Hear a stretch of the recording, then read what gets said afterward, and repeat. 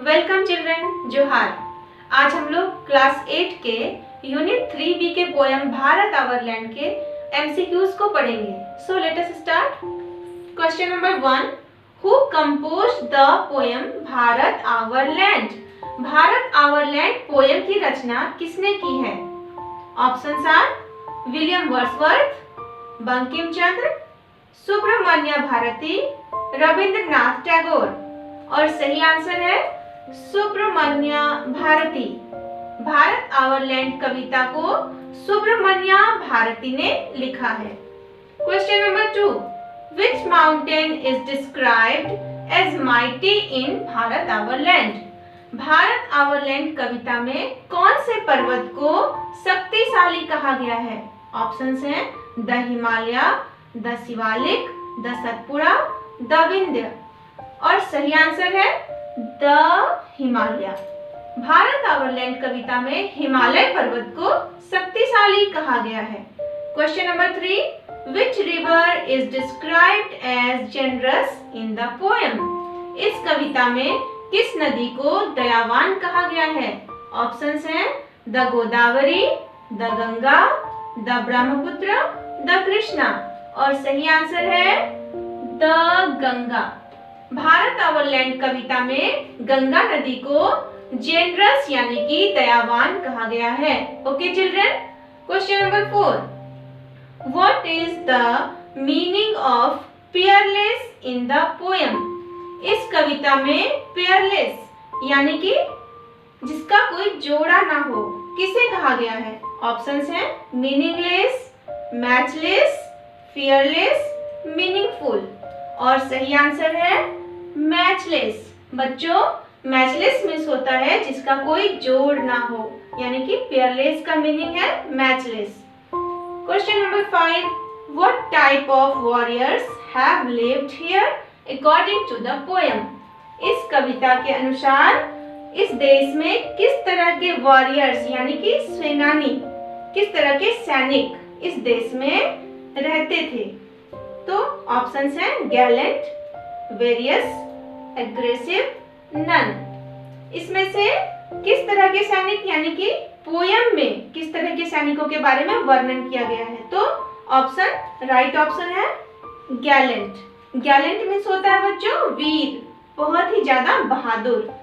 Question number 6, who sanctified our country? कविता के अनुसार हमारे देश को किसने सैंक्टिफाई यानी कि शुद्ध किया, पवित्र किया? तो ऑप्शंस हैं सोल्जर्स, पोएट्स, माउंटेन्स, सेजेस। और सही आंसर है सेजेस। सेजेस मीन्स होता है सन्यासी, साधु संत। साधु संतों ने हमारे देश भारत को सदियों से पवित्र किया है और करते रहे हैं। And next question, which type of music has been heard here according to the poem? इस कविता के अनुसार हमारे देश में किस तरह के संगीत सुने जाते हैं? ऑप्शंस हैं slow, classical, divinest, fast. And the right answer is divinest यानी कि दैवीय संगीतों को हमारे देश में सदियों से सुना जाता आ रहा है। Question number 8, what kind of knowledge has taken root in India? हमारे देश भारत में किस तरह के ज्ञान की जड़ें हैं? ऑप्शंस हैं ब्रह्म, मॉडर्न, कल्चरल, नन। और सही आंसर है ब्रह्म। हमारे देश में ब्रह्म ज्ञान की जड़ें हैं। Question number 9, who preached dhamma in our country? हमारे देश में धम्म का उपदेश किसने दिया? Options are Mahavir Swami, Kalidas, Mahatma Buddha, Gandhi ji. And the right answer is Mahatma Buddha. Mahatma Buddha ने हमारे देश में धम्म का उपदेश दिया। Question number 10, the meaning of antiquity? Bharat our land कविता में एंटीक्विटी वर्ड का क्या अर्थ है? ऑप्शंस हैं very old, new, golden, bright. And the right answer is very old. Antiquity means बहुत पुराना। Question number 11, the Ramayana is a dash Ramayana क्या है? ऑप्शंस हैं folk tale, holy scripture, story book, none. और सही आंसर है होली स्क्रिप्चर, यानी कि धर्म ग्रंथ। होली स्क्रिप्चर मीन्स होता है धर्म ग्रंथ, पवित्र ग्रंथ। रामायण जो है वो हमारे देश का पवित्र धर्म ग्रंथ है। Question number 12, dash shall not square us any longer. बच्चों यह कविता की पंक्ति है जिसमें से पहला शब्द हमें ढूंढना है कि इन चारों ऑप्शंस में से कौन सा वर्ड यहाँ पर पोएम में आया है। तो the right answer is danger. Danger shall not square us any longer means किसी भी प्रकार का खतरा अब हमें नहीं डरा पाएगा।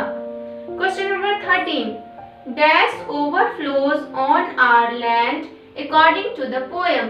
कविता के अनुसार हमारे देश में क्या ओवरफ्लो होता है, मतलब किस चीज की प्रचुरता है। ऑप्शंस हैं water, juice, milk and honey, curd. और सही आंसर है मिल्क एंड हनी। जैसे कि कहा गया है ना बच्चों कि हमारे देश में दूध और शहद की नदियां बहती हैं, इस पोएम में ऐसा आया है। Milk and honey overflows on our land according to the poem. Question number 14, in our country the supply of fruit and corn is।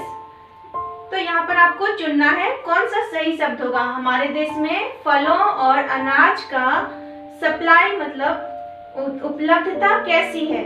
तो ऑप्शंस है पेरेनियल, एनुअल, सीजनल, नन। और सही जवाब है पेरेनियल, मतलब हमारे देश में सालों भर अनाज और फल की प्रचुरता है। Question number 15, the state of being poor is called. गरीब होने की अवस्था को क्या कहा जाता है। Honesty, poverty, coward, prosperity. और सही आंसर है पोवर्टी। गरीबी की अवस्था को बोलते हैं poverty. Question number 16, Bharat is a land of dash. Bharat किसकी भूमि है। ऑप्शंस हैं मंगोल्स, आर्यंस, रोमन्स, इजिप्शियंस। और सही आंसर है Aryans. Bharat is a land of Aryans according to the poem. कविता के अनुसार भारत आर्यंस की भूमि है। Question number 17, Subramania Bharati is popularly known as. Subramania Bharati किस नाम से प्रचलित हैं। Option A Gurudev, be nature poet, सी महाकवि भारती एंड डी महात्मा। और सही आंसर है महाकवि भारती।